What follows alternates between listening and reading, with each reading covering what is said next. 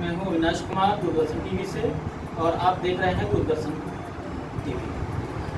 और आपको ले चलते हैं आगामी चुनाव जो आने वाला है, पंचायत चुनाव 2020। ये कैसे चुनाव किया जाएगा और इसमें सरकार की क्या राय है, हम मिलवाते हैं एक सोशल वर्कर है जो समाज में जो है हर क्षेत्र में जो है इनका अनुभव रहा और इस चुनावी चर्चा पर जो है आपका एक वक्तव्य है। और सरकार की जो नीति है कि उनके पास 2 बच्चे ही रहें तभी पंचायत चुनाव लड़ सकते हैं, तो इस प्रतिक्रिया पर जो है आपसे हम कुछ चर्चा करना चाहेंगे अपने चैनल के माध्यम से। तो आपसे मैं मिलवा रहा हूँ सोशल सामाजिक कार्यकर्ता और ये काफ़ी समाज में जो है बढ़ चढ़ करके जो है हिस्सा लिए हैं। और आपका नाम अर्जुन सिंह लोधी है। तो अर्जुन सिंह जी, आप ये बताएं कि ये आगामी चुनाव जो आ रहा है इसमें 2 बच्चों पर तमाम सोशल मीडिया पर चल रहा है स्टंट, इस बारे में क्या कहेंगे? क्या उचित है सरकार की राय या अनुचित है? ऐसा है माननीय अविनाश जी, पंचायत चुनाव में जो शासन के द्वारा संशोधन के लिए प्रस्ताव पारित विचार विमर्श चल रहा है कि पंचायतों के चुनाव लड़ने के लिए जो मानक आहार योग्यताएं बनाई जा रही हैं, या संभावना व्यक्त की जा रही है कि आ सकता है कि जिसके पास 2 बच्चे होंगे या जो एजुकेटेड होगा, शिक्षित होगा, वही पंचायत का चुनाव लड़ सकेगा। जो ये प्रोसीजर सरकार ला रही है इससे मैं असहमत हूँ। और यह है, अगर ऐसा कानून आ जाता है तो इस देश के लोकतंत्र और संविधान की हत्या हो। तो क्या डेमोक्रेसी पर इस पर क्या प्रभाव पड़ेगा? जो गरीब हैं, जो नहीं पढ़े लिखे हैं, जो पढ़ने की प्रेरणा रखते हैं, उनके ऊपर क्या इफेक्ट पड़ेगा? देखिए, इस अधिनियम का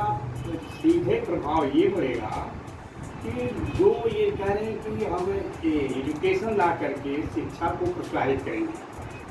या परिवार नियोजन को जोड़ करके हम जनसंख्या का नियंत्रण करेंगे,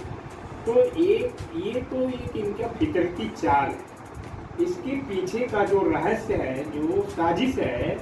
वो साजिश ये है कि इसकी आड़ लेकर के, परिवार नियोजन का आड़ लेकर, एजुकेशन का आड़ लेकर के इस देश के मूल निवासी बहुजन समाज के गरीब तबके के लोगों के प्रतिनिधित्व के अधिकार को शून्य घोषित करना, ये इसकी साजिश है। और ऐसी साजिश इसके झलक आ रही है, नजर आ रही है। हम आपको बता दें कि लोकतंत्र, दुनिया के लोकतांत्रिक देशों में कहीं भी, चाहे वो विधायिका के चुनाव हो, चाहे लोकसभा के चुनाव हो, या स्थानीय स्तर के स्थानीय स्वशासन में नगर पंचायत, जिला पंचायत, त्रिस्तरीय पंचायतों का चुनाव हो, कहीं भी किसी भी देश में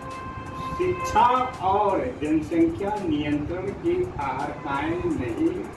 लागू हैं और ना ही भारतीय संविधान के किसी भी आर्टिकल में,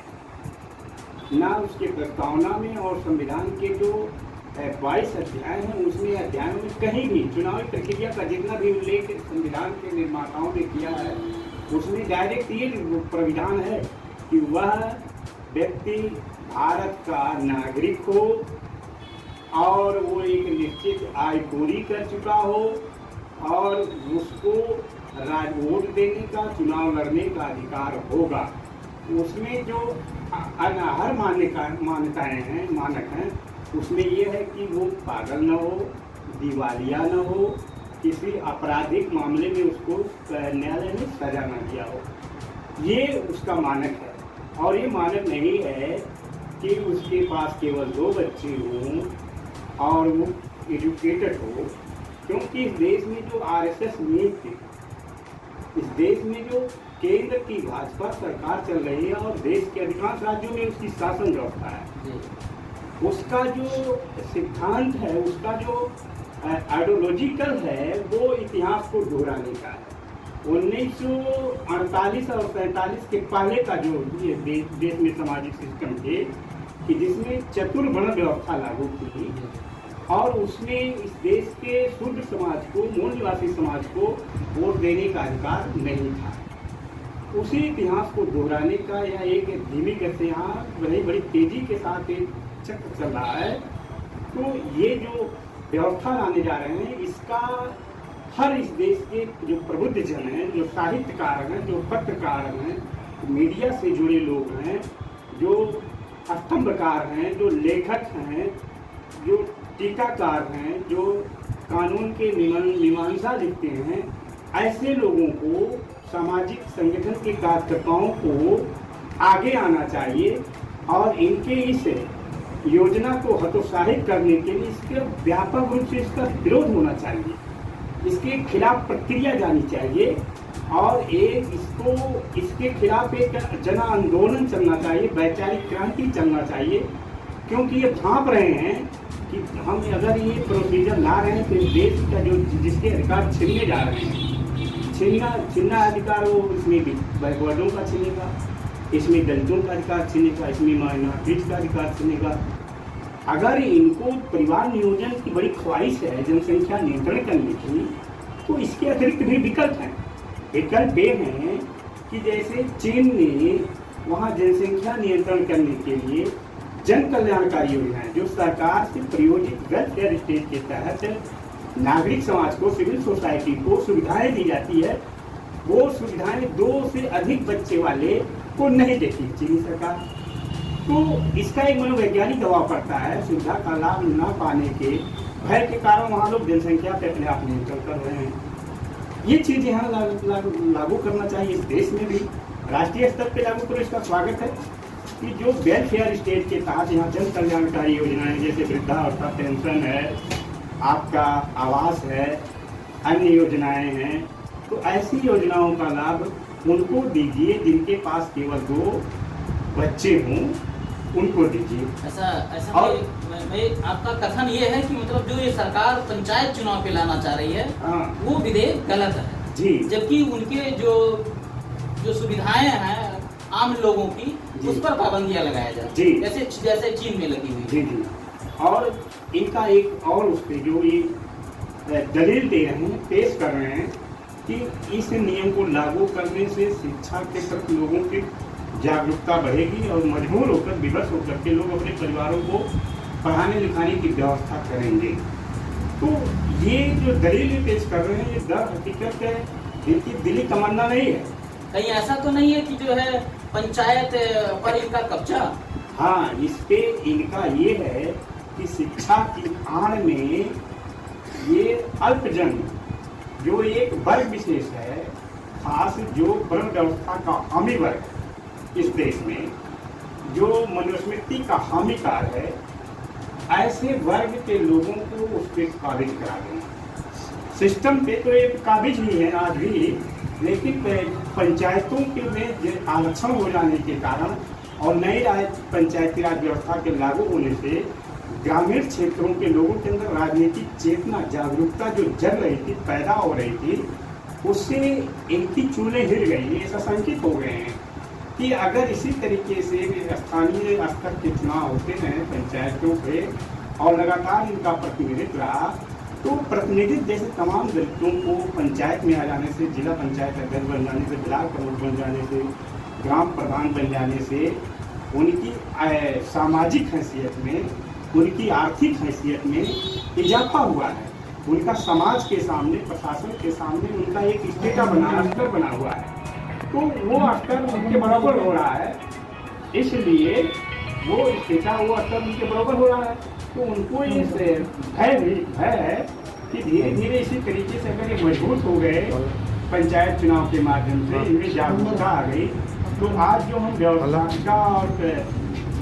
लोकसभा और राज्यों के विधानसभाओं में काबिज है, तो हमारा वर्चस्व टूट जाएगा। कहीं ऐसा तो डर नहीं है कि इनके लोग विधायक चुन के जाएंगे? नहीं, इसके आड़ में तो नहीं ये पंचायत चुनाव पर ऐसा जी इसके लिए लाया जा रहा है? ये प्रारंभिक प्लानिंग है, ये राजनीति विज्ञान के प्रयोगशाला में एक टेस्ट कर रहे हैं कि पंचायत चुनाव में ये जो बातों को, तथ्यों को जोड़ करके, एजुकेशन और परिवार नियोजन को जोड़ करके, ये भी उसका एक प्रायोगिक अनुभव हासिल कर रहे हैं कि अगर हमने इसमें सफलता पाई तो ये चीज़ें हम आगे चल करके विधानसभाओं के लिए और लोकसभाओं के लिए भी लागू कर देंगे। तो जब लोकसभाओं और विधानसभाओं में भी ये नियम लागू हो जाएगा तो जो इस देश में दलित वर्ग का, ओबीसी वर्ग का, SC/ST वर्ग का, माइनॉरिटी वर्ग के लोग विधायिका में और लोकसभा में चुन के जा रहे हैं, उनके जाने की प्रक्रिया भी बंद हो जाएगी। और क्या हम ये कहना चाह रहे थे कि क्या शिक्षा पर जो गरीब तबके के लोग हैं, बैकवर्ड हैं या SC हैं या माइनॉरिटी हैं, इनके परिवारों के लोगों का शिक्षा का मूल्यांकन करा कर का जो है डाटाबेस सरकार क्यों नहीं तैयार कर रही कि इस डाटाबेस के आधार से आगे कोई नीति जो है बनाए ताकि इनका भी कल्याण हो? जी यही चुनाव पर ही क्यों इनका? अविनाश जी, आपने ये प्रश्न वाजिब और सही तरीके से उठाया। अगर शिक्षा को लेकर के देश के लोगों के अंदर शिक्षा को लेकर के इनकी बड़ी चिंता, इस देश में लोग शिक्षित नहीं हो रहे हैं, तो अगर दरअसल ये चिंता इनकी वाजिब है, दिली तौर से है, इस देश के मजलूमों के साथ, दलितों के साथ, वंचितों के साथ, पीड़ितों के साथ, बैकवर्डों के साथ, SC/ST माइनॉरिटी के साथ, तो अब इनका देखिए, तो ये शिक्षा को देश में एक राष्ट्रीय शिक्षा नीति लागू करते हैं और शिक्षा के बुनियादी ढांचे जो हैं उसका गांव तक विस्तारीकरण करते, जैसे विश्वविद्यालय, महाविद्यालय का जाल बिछाते देश के अंदर, और ITI जो ट्रेनिंग स्कूलें हैं औद्योगिक संस्थानों से संबंधित है, उस स्कूलों का जाल बिछाते, और जाल बिछाने के साथ साथ उसके बुनियादी ढांचे को, उसकी गतिशीलता को सक्रिय करते, उसमें अच्छे टीचरों की व्यवस्था करते, शिक्षा का राष्ट्रीयकरण किया जाता सारे देश के लिए। हर मामले तो आप ये कहते हैं कि एक राष्ट्र एक चुनाव, एक राष्ट्र एक, ये बातें, ये चीज़ें तो करते हो, लेकिन शिक्षा के बारे में क्यों कहते हो कि एक राष्ट्र एक शिक्षा नहीं? आप देखते हैं कि शिक्षा को इनको केंद्र के सूची में डालना चाहिए। केंद्र की सूची में, समवर्ती सूची में जो ये शिक्षा है, शिक्षा पे राज्य भी कानून बनाती है और केंद्र की सरकार भी बनाती है। तो इसको ले जाकर के आप 9वीं अनुसूची में डालो और सीधे सीधे इसे केंद्रीय विषय बना लो, और भारत सरकार के द्वारा पूरे केंद्र के लिए, पूरे राष्ट्र के लिए एक प्रकार की शिक्षा नीति होनी चाहिए, और वो शिक्षा नीति वैज्ञानिक शिक्षा नीति होनी चाहिए, मानव परक कल्याणकारी शिक्षा नीति होनी चाहिए, ज्ञानवर्धन वाली शिक्षा नीति होनी चाहिए, पर्यावरण के रक्षा के आधारित शिक्षा होनी चाहिए। इस देश में तो शिक्षा विरोधाभासी है। विरोधाभासी ये है कि एक तरफ आप अंधविश्वास पढ़वा रहे हो, एक तरफ आप वैज्ञानिक बातों को पढ़वाते हो। एक आप मैं उदाहरण के तौर पे आपको बता दूं, एक तरफ हिंदी का टीचर सुबह जब क्लास में जाता है तो बच्चों को पढ़ाता है कि गंगा का उद्गम राजा सगर को ऋषियों ने श्राप दे दिया था, और वो उनके 60,000 लोग उस श्राप से मुक्ति के लिए भगीरथी ने तपस्या किया शंकर का, ब्रह्मा और शंकर ब्रह्मा। थोड़ा सा अपने चैनल के माध्यम से ये भी और भी क्लियर कराना चाहते हैं, ये पंचायत चुनाव में अचानक जो है शिक्षा और पढ़ाई, एजुकेशन की बात कहाँ से उभर आई? ये अचानक में इनकी एक प्लानिंग है। आपको मालूम होगा कि इसका प्रयोग इन्होंने हरियाणा में ना, इनके द्वारा शासित राज्य हरियाणा में ये प्लानिंग ला चुकी है, और वहाँ प्लानिंग ला करके, क्योंकि मैं कह रहा हूँ कि ये प्रयोगशाला है, प्रयोग कर रहे हैं कि इस देश की OBC, ST/ST माइनॉरिटी की जनता कितनी जागरूक अपने अधिकारों को लेकर, संविधान को लेकर कितने जागरूक है। वो जानते हैं कि अगर ये हम छोड़ेंगे तो क्या प्रक्रिया आती है, लोगों की क्या एक्शन होते हैं, कितने एक्टिव होते हैं, कितने विरोध दर्ज कराते हैं, ये सारी चीज़ें वो जानना चाहते हैं। हमें तो वहाँ नहीं हुआ, तो इस नाते वो उनका एक हौसला बढ़ा। अगर वहाँ विरोध हो गया होता, लोग सड़कों पे उतर गए होते, जन आंदोलन होता, तो हतोत्साहित होकर के सरकार के कदम रुक जाते। लेकिन वहाँ हरियाणा में उन्होंने लागू कर दिया, मध्य प्रदेश में भी लागू करने की उनकी प्लानिंग हो गई, तो इस नाते उत्तर प्रदेश में वो लागू कर रहे हैं। अब मेरे कहने का मतलब कि ये एक तरीके से ये जान लीजिए कि देश की BJP की सरकार संविधान को भी शून्य घोषित करने के प्रयास में है, और इस देश के दलितों को, जो मूल निवासी समाज है, बहुजन समाज है, यानी SC/ST OBC के जो बड़े अथक प्रयास से, बाबा साहब के अथक प्रयास से इस देश के लोगों को वोट देने का, चुनाव लड़ने का अधिकार प्राप्त हुआ है, उस अधिकार को छीनने की इस देश में बड़ी साजिश चल रही है। इसलिए मेरा ये कहना है कि पंचायत चुनाव में एजुकेशन को जोड़ना और परिवार नियोजन को जोड़ना, मैं फिर कहता हूँ कि एक तरीके से संविधान और लोकतंत्र की हत्या है और इस देश के मूल निवासी बहुजन समाज के लोगों को उनके राजनीतिक पॉलिटिकल जो अधिकार हैं उसको पंग बनाना है और प्रतिनिधित्व यानी चुनाव लड़ने के अधिकार को शून्य घोषित करना है। अगर हम इस देश के SC ST OBC के लोग जागरूक नहीं हुए तो इस देश में वो लोग चतुर्वर्ण का इतिहास दोहरा भी सकते हैं। इसमें कोई संभावना नहीं है, इसकी बलौती संभावना होती जा रही है। यानी पंचायत चुनाव में एजुकेशन लागू करना पूर्णतः जो है ये गैर कानूनी, असंवैधानिक, नाजायज है और एक तरीके से कह लीजिए कि पूरे लोकतंत्र और संविधान के धज्जियां उड़ाना उसके एकदम खिलाफ ये राजतंत्र का समझ, यानी ये राम राज लाने का, राम राज राजतंत्र अध्यक्ष की बात। यानी आपका मतलब है कि ये कानून जो है पंचायत चुनाव में लागू नहीं होना चाहिए। हाँ, ये काला कानून है। काला कानून, इस काले कानून का विरोध करना चाहिए, जम के विरोध होना चाहिए। क्या इस काले कानून का आप विरोध कर रहे हैं कि या समर्थन कर रहे हैं? मैं इसका खंडन करता हूँ। अगर ऐसा कानून आता मैं इसका जम के विरोध करता हूँ, लेखनी के माध्यम से करूँगा और लोगों को जन जागरण के माध्यम से करूँगा और देश के मूल निवासी बहुजन समाज के लोगों SC ST OBC माइनॉरिटी जिनके हक पर एक डाका डाला जा रहा है, उनके हक को दबाया जा रहा है, उनके अधिकार को शून्य घोषित किया जा रहा है, ऐसे लोगों से मैं अपील करता हूँ, गुजारिश करता हूँ और नौजवानों से खास करके गुजारिश करता हूँ कि इस वीडियो को देखें और इसको सर्वाइव करें, इसको ज़्यादा से ज़्यादा लोगों के पास दे दें और वो खुद अपनी प्रतिक्रिया देने के लिए सब मीडिया के सामने आए। मीडिया नहीं है तो उनके पास सोशल मीडिया एक सशक्त माध्यम है, उस सोशल मीडिया के पर जा करके वो अपनी प्रतिक्रिया को व्यक्त करें, विरोध जताएं, जिससे ये RSS नीति जो हिटलर और मुसोलिनी कृत सरकारें हैं जो आए दिन लोकतंत्र और संविधान पे प्रहार कर रही है, इसका हौसला मरे, इसकी हिम्मत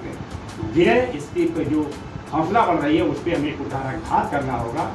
और इसके मनोबल को इतना तोड़ दिया जाए कि आइंदा फिर ऐसी साहस और हरकत करने के इसके अंदर कोई प्राण तक ही न बचे। आप अर्जुन सिंह जी से बात कर रहे थे,